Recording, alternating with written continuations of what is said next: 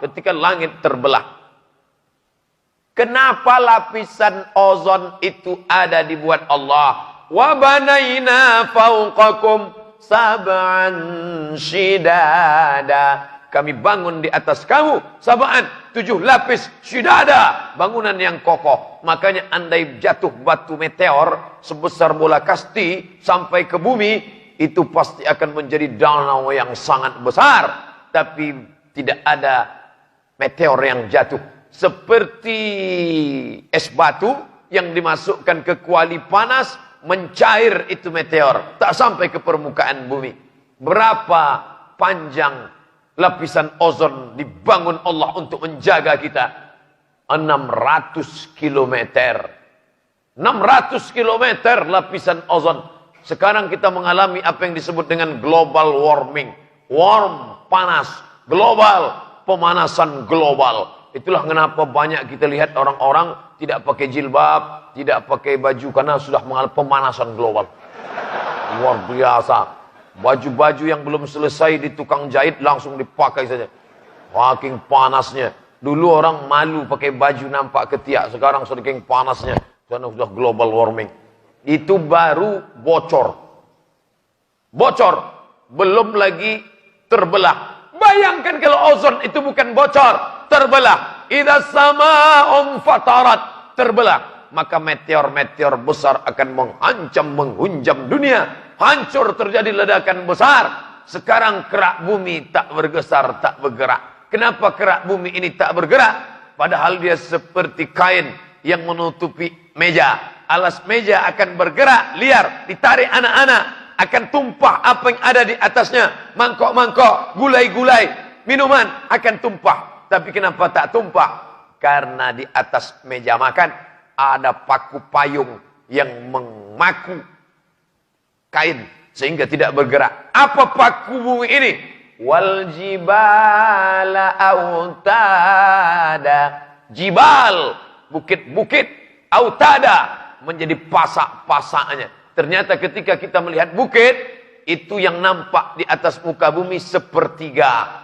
Sepertiga di atas, 2/3 menghunjam ke dalam. Itulah mengapa kerak bumi tidak bergeser. Dulu ada satu profesor doktor dari ITB, Institut Teknologi Bandung, presentasi di kantor Majelis Ulama Indonesia Jakarta, ingin menyatakan bahwa setelah tsunami, ini kerak bumi kata dia bergeser. Karena tsunami, kerak bumi bergeser, maka akibat efek dari pergeseran kerak bumi itu, banyaklah kiblat-kiblat masjid yang belok ke kiri dan belok ke kanan.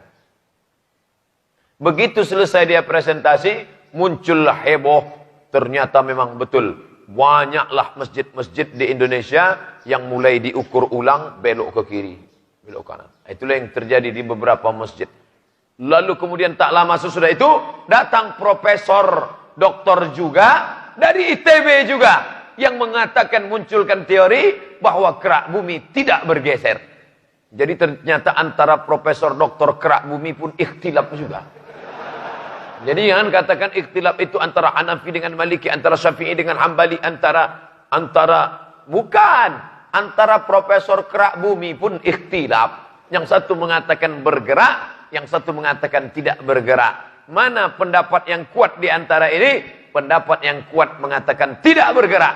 Lalu kenapa ada masjid yang miring? Memang dari awal salah ukur.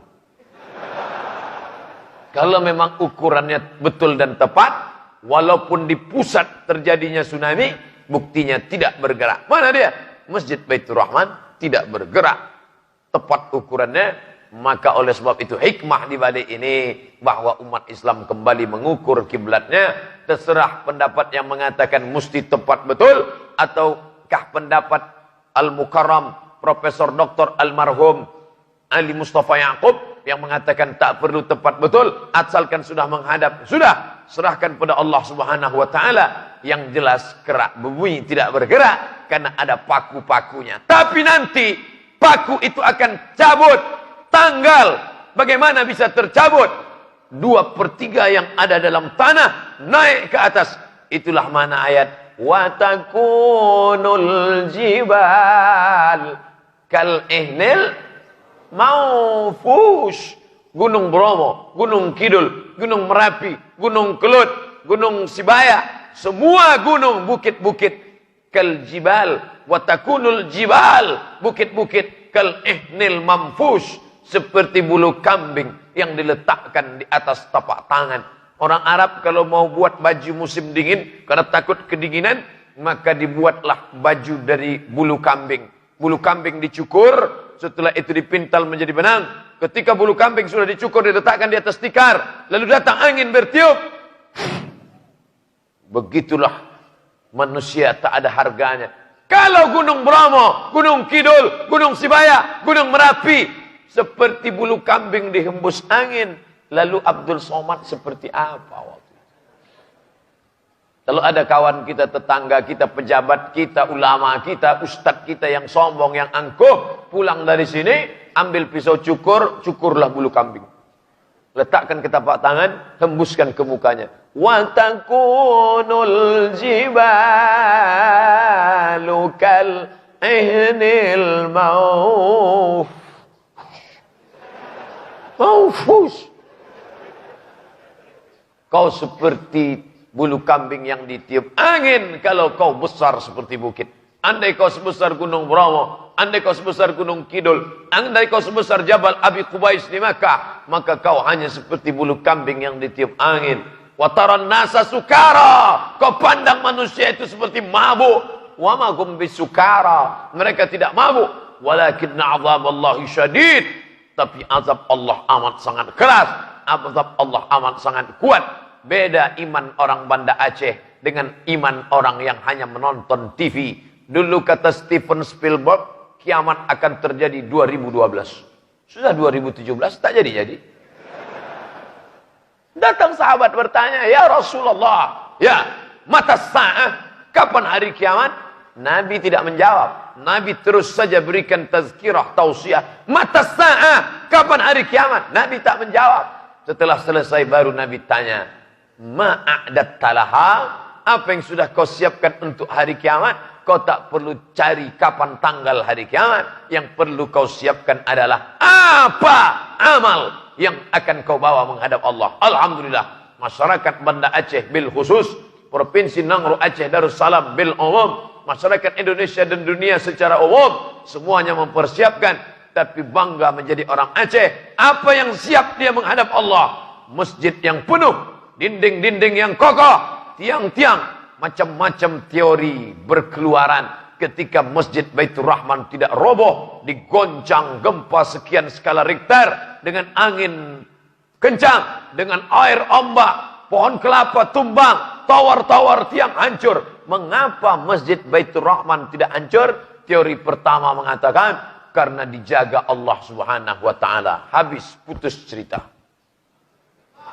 Allahu Akbar.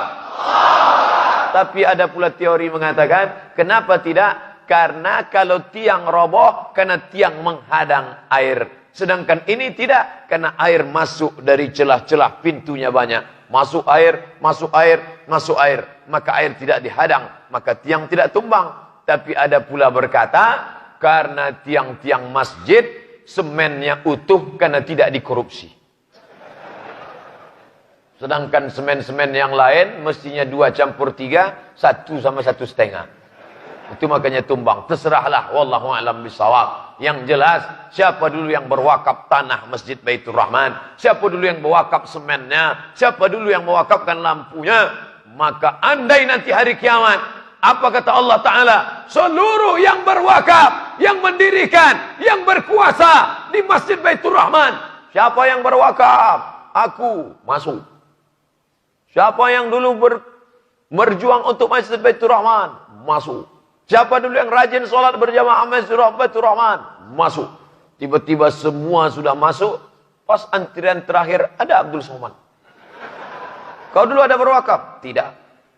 Ada dulu sholat berjamaah di sana? Tidak. Ada dulu kau punya kuasa untuk menyumbang sana? Tidak. Lalu kenapa ikut ini? Aku pernah ceramah sekali. Masuk. Itulah perlunya kita menggabungkan diri bersama orang-orang soleh. Bukan orang-orang somad. Maka kalau sudah bersama, itu kenapa selesai kita berwudu, apa kita? Allahumma ja'alni minat tawabin, wa ja'alni minal mutatahhirin, wa ja'alni min ibadika salihin. Makanya ketika anak dalam kandungan, apa kata si ibu, apa kata si ayah? Rabbi habli minas salihin. Saking inginnya anak itu soleh, datang kepada tengku-tengku, datang kepada ulama-ulama. Tuan Guru tolong doakan anak saya supaya menjadi anak yang soleh. Sampai-sampai dikasih nama anak itu. Siapa nama anaknya? Muhammad Saleh. Kenapa kau pakai Muhammad? Karena ingin dapat syafaat Nabi Muhammad Sallallahu Alaihi Wasallam. Kenapa dia kasih nama aja ujungnya Saleh? Supaya dia soleh, maka dikasih nama Muhammad Saleh. Tapi setelah besar dipanggil, siapa dia? Mak Saleh. Bapak Ibu yang dimuliakan Allah Subhanahu wa taala. Oleh sebab itu maka kita jaga kesolehan. Tapi orang yang soleh sendirian, seandainya Nabi Muhammad sallallahu alaihi wasallam soleh sendirian, tidak minum khamar, tidak pakai narkoba, tidak melakukan zina, tidak mencuri, tidak merampok, kira-kira Abu Jahal, Abu Lahab marah atau tak marah? Tidak marah. Kita tidak ganggu orang. Kapan orang baru marah? Ketika priuk belanganya kita ganggu. Seandainya ada ustadz ngajak jamaah, lalu kemudian salawat, Astaghfirullah Rabbal Baraya, Astaghfirullah Minal Khataya. Tidak ada orang yang marah. Pak, itu Ustadz Somad banyak ngajak orang istighfar. Biar aja. Kenapa orang marah? Ketika kita berkata, jangan pilih pemimpin yang tak peduli kepada Islam. Allahu Akbar. Ketika saudara mengambil paku, lalu menusuk kertas, saat itu saudara sedang bersaksi di hadapan Allah. Aku bersaksi di hadapan Allah, orang ini layak aku pilih menjadi pemimpinku di masa depan. Maka itu adalah persaksian. Ingat, dosa terbesar di antara yang besar adalah persaksian palsu. Maka jangan bersaksi palsu. Disitulah baru orang marah. Ini orang harus dihabisi. Maka kalau ada orang mengatakan, kalian ramai-ramai di tanah lapang, biarkan aja. Maka jangan cukup sekedar ramai di masjid, tapi harus ada gerakan. Gerakan apa? Gerakan ekonomi umat. Ustadz Somad, tolong ini sorbannya dipakai, nanti kita mau foto. Untuk apa? Ini sekaligus iklan. Pakailah sorban, akan Anda. Tolong pecinya dipakai Pak Ustadz. Untuk apa? Ini sekaligus iklan. Tolong cincinnya dipakai Pak Ustadz. Ini sekaligus iklan. Bagus. Ekonomi umat akan bangkit. Masalah orang tersinggung dengan itu, ya terserah saja. Anjing menggonggong kapilah. Oh, jadi aku kau bilang anjing ya? Bukan begitu, Mas Bro. Bapak Ibu yang dimuliakan Allah Subhanahu wa taala, maka tablik akbar terus dibuat. Hadirkan para habaib, hadirkan para ulama. Di waktu yang sama tadi malam, Habib Jindan di Samalanga. Masya Allah, ulama kita tamat dari Darul Mustafa, tempatnya para habaib. Habib Umar bin Muhammad bin Salim bin Hafiz dari Yaman, alumninya datang, maka hadirkan. Saya biasanya zikir antar kelurahan kecamatan, malam tadi zikir internasional dari Thailand, dari Brunei Darussalam, dari pokoknya jauh lah, ramai semuanya mengumandangkan asma Allah Subhanahu wa taala. Sudah pukul 5, cepat betul waktu di Banda Aceh. Tadi malam ceramah 1 jam. Sekarang ceramah 30 menit. Kertas yang mau dijawab nampaknya mau 30 menit lagi. Lebih lagi. Masya Allah. Saya akan jawab. Nanti waktu 5.10 kita berhenti dengarkan pembacaan ayat-ayat suci Al-Quran. Saya mau bertanya Pak Ustadz. Apa hukumnya makan uang dari hasil menjual toke? Toke. Karena sekarang harga toke bisa jadi tinggi. Tergantung berat dan ukurannya. Sampai miliaran harganya. Kalau binatang itu haram, maka haramlah dia. Mana dia dalilnya? Contohnya, naha Rasulullah SAW an thamanil kalbi. Rasul melarang hasil jual beli kalb, anjing. Wa mahril baghi, hasil prostitusi, WTS, wanita nakal. Wa hulwanil kahin, hasil dari dukun. Uang yang diperoleh dari dukun, maka itu haram. Anjing, PSK, dukun. Ini kiaskan kemari. Maka semua yang haram masuknya kemari. Nah, tokek itu termasuk binatang yang haram atau yang halal? Maka tokek seperti cicak besar, hanya saja suaranya lebih keren. Maka binatang ini menurut mazhab Syafi'i haram. Tapi menurut mazhab Maliki makruh. Binatang hukumnya menurut mazhab. Masalah binatang ada mazhab yang paling keras. Mazhab yang paling ketat masalah binatang Hanafi. Mazhab yang paling longgar dalam masalah binatang Maliki. Maliki itu longgar. Illa ma yutsla. Yang ada dalam Quran saja yang haram. Lain daripada itu bisa makruh. Sedangkan mazhab Syafi'i yang pertengahan. Pakai kias. Oleh sebab itu maka dalam hal ini kita yang bermazhab pakai mazhab Syafi'i, maka jangan lagi dipakai. Saya Pak Ustadz, ini kan yang haram dimakan. Ini bukan untuk dimakan. Terus untuk apa? Untuk dipelihara. Banyak yang lain yang bisa dipelihara. Kenapa lah mesti tokek itu dipelihara? Macam tak ada kerja lain. Pelihara yang lain-lain. Koleksi yang lain. Saya hanya minta doa agar kuliah saya dapat selesai dan doakan bulan 1 ini saya naik sidang. InsyaAllah. Mohon diijazahkan setiap ceramah. Ajaztukum jami'a marwiyati wa muallafati wa muhadarati. Aku ijazahkan semua hadis-hadis yang kusampaikan, kitab-kitab yang kutulis dan semua ceramahku kepada seluruh jamaah yang hadir subuh ini. Qabiltu. Kalau ada syekh ustaz mengatakan aku ijazahkan, jawabannya qabiltu, aku terima. Jadi kita hidup ni qabiltu 2 kali. Pertama akad nikah, kedua akad ijazah. Qabiltu, aku terima. Semoga Pak Ustadz selalu diberikan kesehatan. Amin. Ya Rabbal Alamin. InsyaAllah dalam waktu dekat saya akan menikah.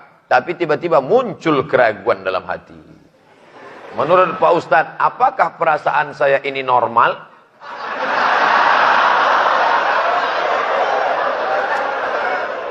As-syaitanu ya'idukumul faqra. Setan membisikkan kekurangan. Faqra, kekurangan. Wa ya'murukum bil fahsya. Dia menyuruh kamu berbuat keji. Apa kata setan? Setelah kau ingin pinang, setelah pinang ingin akad nikah, kata setan kurang. Dia kurang cantik, dia kurang putih, dia kurang tinggi, dia kurang ini, kurang. Akhirnya kau pun bimbang galau. Maka untuk menghilangkan itu semua, maka kau mesti kuat hati, banyak-banyak ibadah, sudah cukup. Man talaba akhan bila aibin baqiya bila akhin. Siapa yang mencari kawan yang tak bercacat, seumur hidup tak akan berkawan. Menikah bukan mencari kesempurnaan. Menikah adalah menutupi segala kekurangan. Asal sudah nampak calonmu itu perempuan, pinanglah dia. Karena zaman sekarang ini zaman edan. Jelas-jelas laki-laki, cantik kata dia. Ini kan gawat ini. Entah matanya terbuat dari mata apa ini. Oleh sebab itu maka yang pertama yakinkan bahwa calonmu itu perempuan. Setelah betul-betul dia perempuan, jangan mukanya perempuan, betisnya pemain bola. Yakin betul dia perempuan, maka yang kedua kau lihatlah tungka'ul mar'atu li arba'. Perempuan dinikahi karena 4. Wali maliha, karena kayanya, wali hasabiha, karena keturunannya, wali jamaliha, beautiful, wali diniha, karena agamanya. Kalau kau nikahi dia karena cantiknya, wajah berubah, musim berganti, hari pun bertukar, wajah pun ikut bertukar. Kalau kau nikahi karena sukunya, berapa banyak orang yang melanggar pantangan suku, dicabut gelar kebangsawanannya. Itu dulu bangsawan tuh Pak Ustadz. Kenapa? Bangsa yang diawan. Sekarang jadi bangsawan. Kenapa? Bangsa yang sakit sawan. Kau nikahi dia karena cantiknya, nikah karena cantik akan berubah. Kau nikahi dia karena sukunya, orang melanggar pantangan suku. Kau nikahi dia karena hartanya, harta binasa, tapi kau nikahilah dia karena agamanya yang takkan lapuk karena hujan, takkan lekang karena panas. Oleh sebab itu betapa banyak yang dulunya miskin setelah menikah karena Allah. Iyakunu fuqara. Kalau dia miskin akan dicukupkan, akan dikayakan Allah. Maka masalah menikah ini jangan kau cari yang terlampau sempurna. Ustaz Somad, ya, saya mahasiswa Ustaz, mantap. Dulu kata Ustaz kalau nikah perempuan itu ada 4, betul. Ada yang 4-4-nya Pak Ustaz? Kalau ada yang 4-4-nya ngapain saya kasih ke kamu? Bagus saya ngambil. Baju udah siap semalam.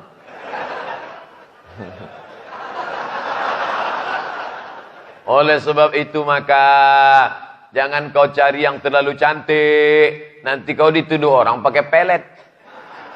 Jalan sama bini terlalu cantik. Kau ngambil pelet di mana? Jangan pula kau cari terlalu buruk. Malu kau bawa dia undangan. Maka yang sedang-sedang saja. Asal kau tengok senang hatimu. Iza nazarta ilaiha. Iza ra'aitaha. Kalau kau tengok dia senang hatimu. Nikahlah. Alhamdulillah Pak Ustaz. Saya asal nengok